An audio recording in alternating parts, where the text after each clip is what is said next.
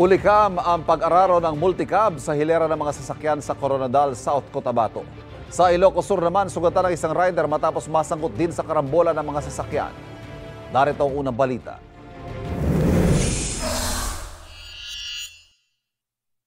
Kita sa CCTV na magkasunod na huminto ang SUV at scooter motorcycle na yan sa National Highway sa Bantay, Ilocos Sur. Ilang sandali lang, isang truck ang nagdire-diretso at binangga ang dalawang sasakyan. Nakaladkad ng ilang metro ang scooter kasama ang rider. Ang pahinante, tumalon mula sa truck para lagyan ng kalso ang gulong nito. Nagtamo ng mga gasgas at sugat sa katawan ng rider. Batay sa investigasyon, pumutok ang hose ng brake ng truck kaya hindi gumana ang preno. Ligtas naman ang driver ng SUV at ang pahinante at driver ng truck.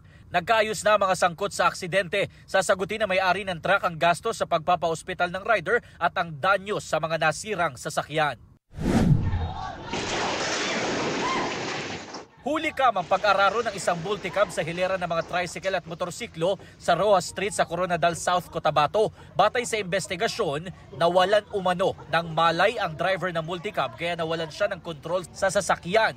Walang sugatan sa insidente.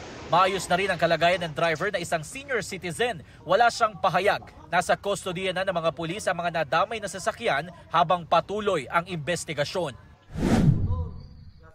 Kuha sa CCTV ang pagdikit ng truck na yan sa isang motorsiklo sa bahagi ng MacArthur Highway sa Barangay Wakas, Bukawi, Bulacan. Sa isa pang anggulo, kita na nakatagilid na at kinakaladkad na ng truck ang motorsiklo. Patay ang lalaking rider matapos magulungan ng truck.